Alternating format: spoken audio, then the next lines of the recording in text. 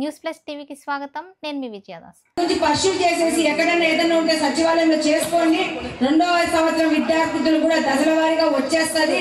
Teachers day జరిగింది కదా, ఇలానే మరి పేరెంట్స్ మీటింగ్ అనేది జరుగుతుంది ప్రతి నెల కూడా. మాకు ఎగ్జామ్స్ అయిన తర్వాత తల్లిదండ్రులు చెప్పాలి, మరి నేను చెప్పినట్లు చెప్పండి. తల్లిదండ్రులు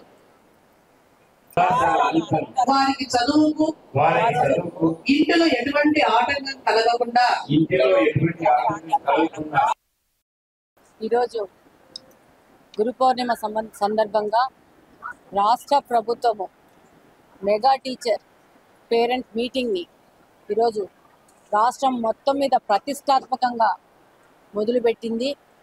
ఈరోజు రాష్ట్రంలో ప్రతి ఒక్క పాఠశాలల్లో ఈరోజు మెగా పేరెంట్ టీచర్ మీటింగ్ జరగాల.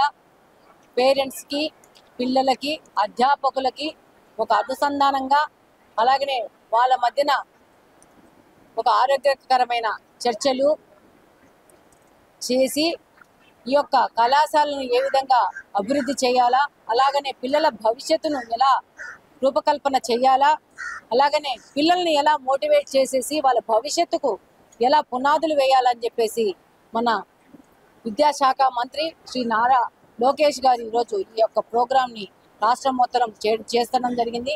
ఇందులో భాగంగానే ఈరోజు కడపలో ప్రభుత్వ బాలికల జూనియర్ కళాశాలకి ఈరోజు రావడం జరిగింది.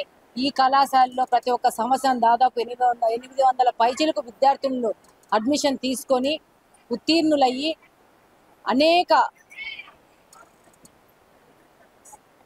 విభాగాల్లో బయటకెళ్ళేసి వాళ్ళ యొక్క ప్రొఫెషన్ని, వాళ్ళ యొక్క ఉన్నత విద్యను అభ్యసిస్తూ ఈరోజు రాష్ట్ర భవిష్యత్తుకు, సమాజ భవిష్యత్తుకు ఇలాంటి కళాశాలలు మూల కారణమవుతున్నాయి.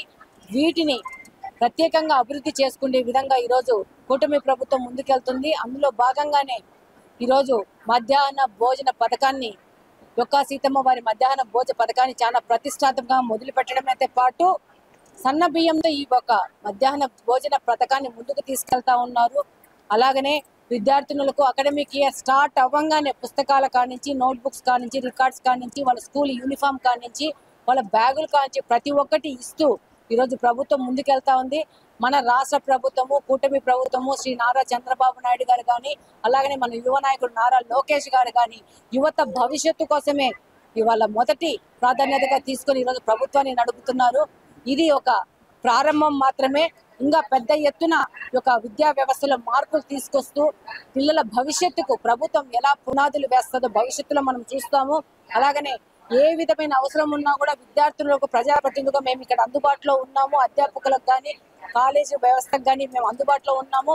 మేము కూడా వాళ్ళతో కలిసి పనిచేయాలని చెప్పేసి మమ్మల్ని కూడా దీంట్లో భాగస్వాములు చేసి ఇది మెగా పేరెంట్ టీచర్ మీటింగ్ జరుగుతూ ఉంది.